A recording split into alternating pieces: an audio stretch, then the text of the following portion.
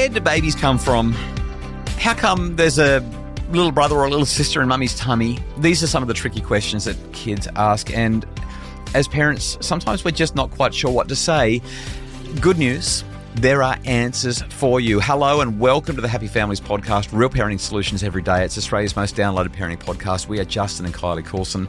Kylie, your friend and mine, Michelle Mitchell, she's the author of Teens. Our daughter, Emily, she's now 11. She loves the Girl's Guide and the Guy's Guide to Puberty. She literally pulls them out of the cupboard regularly. Yep. To have a read. There are definitely sections that she says I'm not ready for, and she just skims past them. And she doesn't really like the boys' one as much as the girls' ones, right? No, but she does pull it out.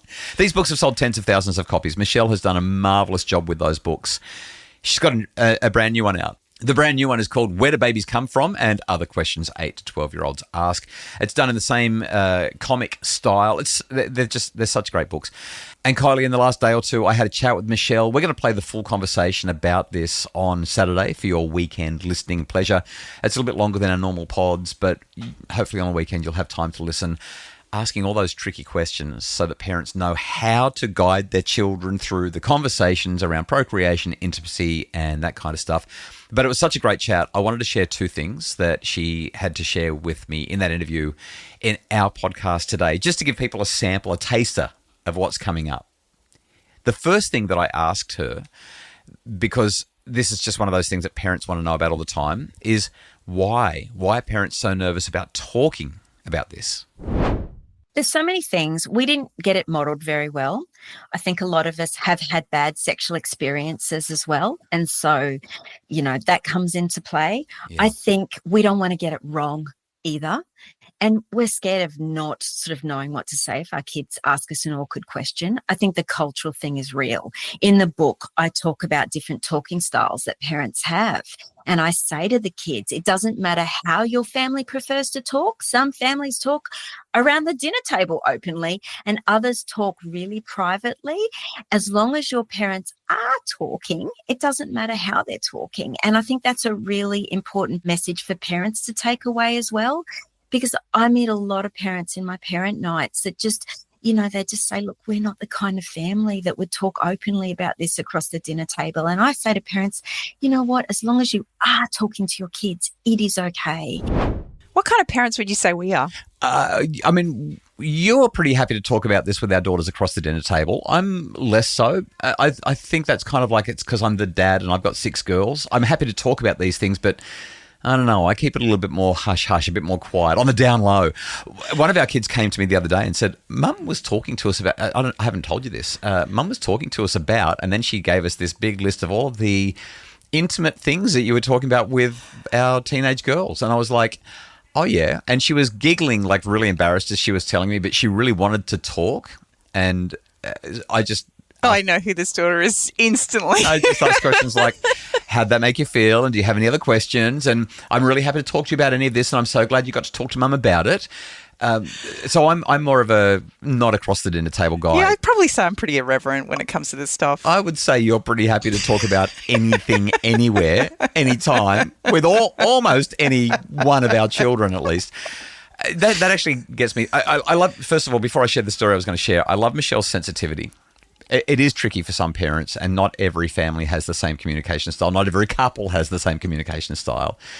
What you mean? Not every person in the couple has the same communication? That's what I mean. Yeah, but I mean, I've certainly done the hard yards with these conversations, and found them to be really rewarding conversations. Anyway, the one that jumps out at me, my funniest experience, was when we were having the first conversation we'd ever had about intimacy with our eldest daughter. You know where I'm going, don't you? I know where you're going. Yeah. And as we finally finished the conversation, she looked at me and she said, or looked at us and said, I think at the time she was the eldest of 4. We hadn't had the last 2. Maybe we had 5, I don't know. And she looked at us and said, do you mean to tell me that you've done this 4 times? And your eyes went wide and your mouth opened as if you were about to say, oh, there's a lot more than I can. And I just touched you on the leg and I'm like, yes. Like, that's all you need to know today. You'll find out later down the track that there's a whole lot more going on here. But That was my favourite moment in those conversations. I remember with one of our children going through the mechanics of how babies are made and just talking about the fact that obviously mum has eggs and dad has sperm, and when they connect, a baby, is created and the eggs fertilised. And I just remember her looking at me going, but how does dad's sperm get into your egg? I remember that one. I remember that conversation as well. I was like, I thought we were going to get away with this. I thought we didn't have to go into all the detail, but she picked it up pretty quickly that this didn't make sense until she knew it all. The conversations need to happen. Research shows that they're not happening, and Michelle's book is so helpful for helping you to have the conversation in a really measured and simple way. In fact, it's not a conversation, it's a lot of conversations. And the book, especially when it's paired with A Guy's Guide to Puberty and A Girl's Guide to Puberty, this gives you like 2 years worth of conversations on a weekly basis, right? Like there's so much to talk about and so much to guide your children through with these books. I think part of the challenge that a lot of parents have around this and feeling uncomfortable having these conversations with their kids is they wait to start having them way too late. If we create an environment and an atmosphere where we can talk about even just naming body parts with young children, it just becomes a normal part of your conversation and dialogue. Then the next step, obviously, is to talk about intimacy and how that relates to us at different stages of our lives. But if we wait to have a conversation with our 14-year-old and we've never had a conversation with them in any way, shape or form, it's not going to go well. And they also know more than you'd like them to know by that age anyway. 100%. And they're looking at you're like, you don't know anything. Yeah, this is kind of embarrassing now. I'm really enjoying this conversation. In thinking about what we're talking about here and these solutions and strategies, we're going to jump onto Facebook and ask you, what are the funniest responses that you've had when you've explained to your children procreation and intimacy? What are the funniest things that they've ever said to you? I really, really, really want to get your responses, and maybe we'll do a follow-up podcast episode around that in a few days' time or a week's time or something when that comes through. Hey, after the break, one more thing that Michelle said that I think every parent needs to know.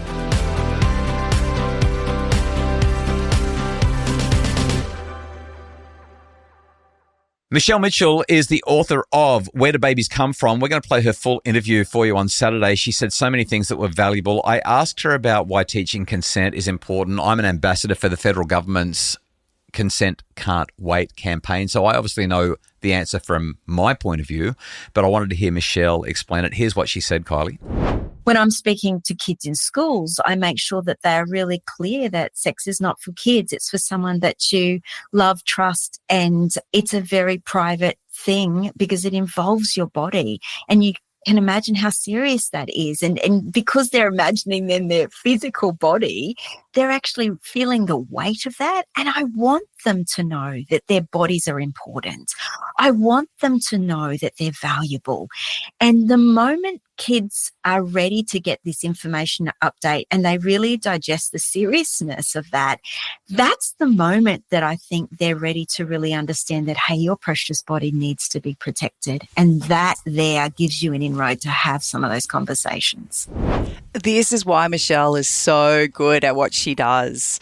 It is just such a beautiful concept to help our children recognize that this is not something we just give to anyone, that our bodies are so important and so precious. They're precious. We only have one of them. And we only get to share it with the most important people in our lives. I mean, ideally, yeah. We talked about the recreational view of sex versus the sacred view of sex and a whole bunch more. It's such a great conversation. Where Do Babies Come From? And Other Questions 8 to 12-year-olds Ask. It's a book by Michelle Mitchell. The full conversation about sex, consent and everything else is happening on Saturday. The podcast episode will drop there. Hope you really enjoy it and that this has spurred some interesting insights and ideas for you and your conversations with your kids around these important topics. The Happy Families podcast is produced by Justin Rulon from Bridge Media. More information and more resources about making your family happier are available at happyfamilies.com.au, and we'll link to Michelle's shop in the show notes.